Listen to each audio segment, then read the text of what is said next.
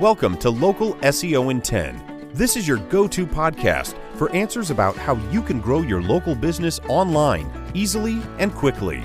Brought to you by local SEO experts Magnified Media in Walnut Creek, California.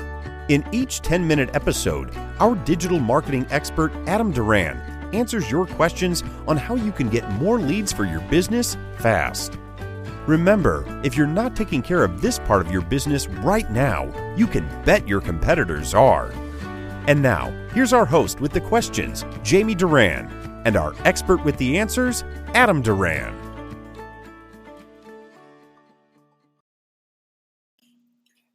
Hi, everyone. In today's podcast, we're going to actually discuss how to set up a virtual office for your business.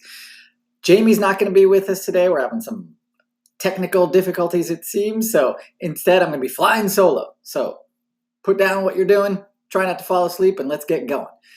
Okay, so when we talk about setting up a virtual office for your business, what we're really talking about are to those businesses that have their address hidden on Google. So when you're setting up your business listing, everyone knows Google gives you the opportunity to hide your address. And that's really, if you're a plumber or an electrician, if you're working out of your house and you don't want people visiting your house as your business, it's really enticing to hide that address. But guess what? A few years ago, Google decided to prioritize.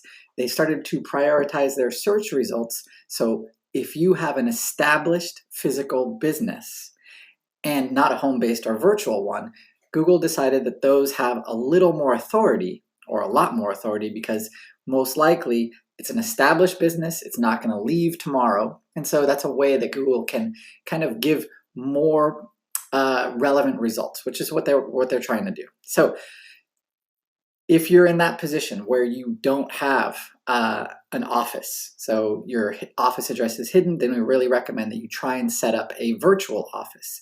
Now, this is kind of the gray area of Google's terms of service. So first thing you're going to do if you're thinking about doing this is call up that virtual office, a co-working space, for example. Make sure that it's not a national chain. So most cities nowadays have 1 or 2 or 3 or way more co-working spaces that will be able to help you out. So you call up that co-working space or that virtual office and you ask them one of these questions. So one of the first questions you're going to ask is, can I get my name on a office directory? So a public office directory that's listed outside or in front of the business or even just inside the business. So like when you walk into an office building, you'll see an office directory. That's what you want. You want your name on there.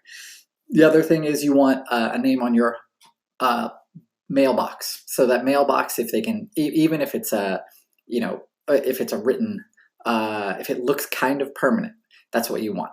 So the other thing is you want to make sure that your hours kind of match up to theirs.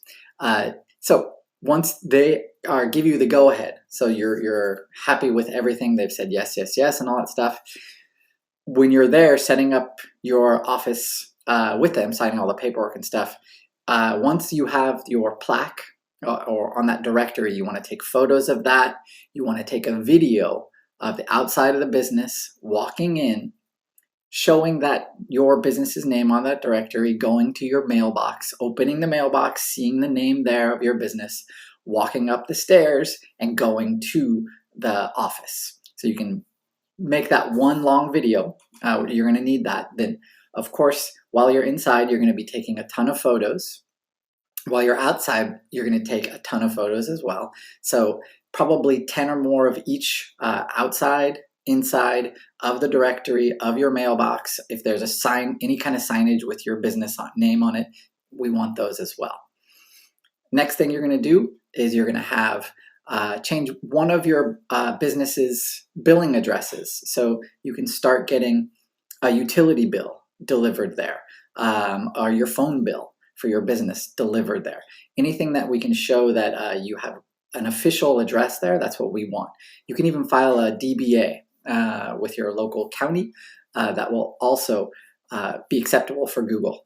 This is all just in case during the verification process they may ask for this. So before that happens, just have that all prepared.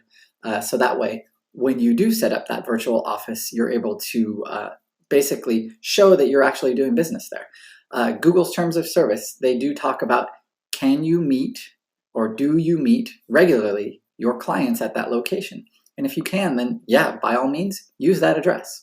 That's the most, if you want to take a look at Google's terms of service for this, we'll put a link in the show notes, and you can go and read it for yourself. So that's really important that you are able to regularly meet a client at that location. And a co-working space for most people, or most virtual business or most service area businesses, is perfect for that. Now, why is this important? So I mentioned at the beginning that Google is prioritizing those businesses with an established physical business address.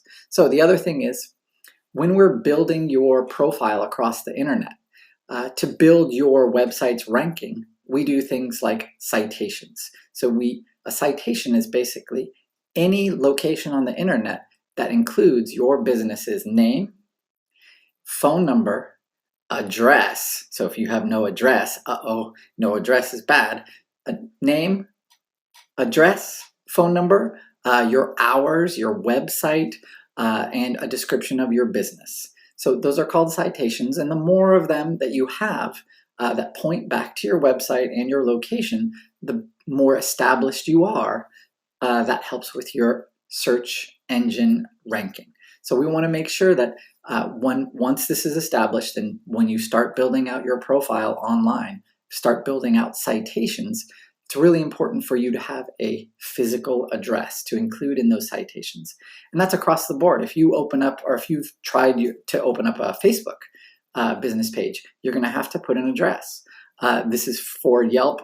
You can hide your address, but another way that you want to have that establishes you within those search engines, within those on those platforms, is with an address. So we want to make sure that you do.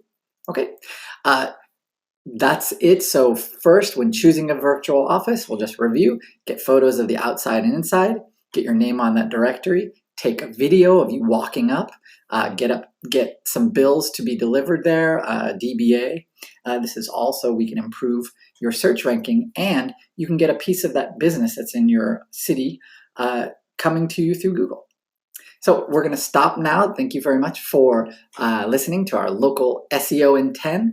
If you have any questions for a future episode, please make sure to like us on Facebook and then send us a message through there. And if you found anything valuable about this at all, I'd appreciate a 5-star review on Apple Podcasts or wherever you're listening to this podcast now. Thanks a lot, everybody. See you next time. That's all for now. Thanks for listening to this episode of Local SEO in 10 with Google local marketing expert Adam Duran. Join us each week for answers to your questions on how to best harness the power of the internet to grow your business. Speaking of questions, got some? Message us through our Facebook page, Local SEO in 10, and we'll be sure to give you your answer on an upcoming episode. This episode of Local SEO in 10 is brought to you by Magnified Media, the leading online marketing agency in Northern California, who invite you to grow your business by magnifying your online visibility and credibility. Visit them on the web at www.magnifiedmedia.com. Magnify your business, magnify your profits.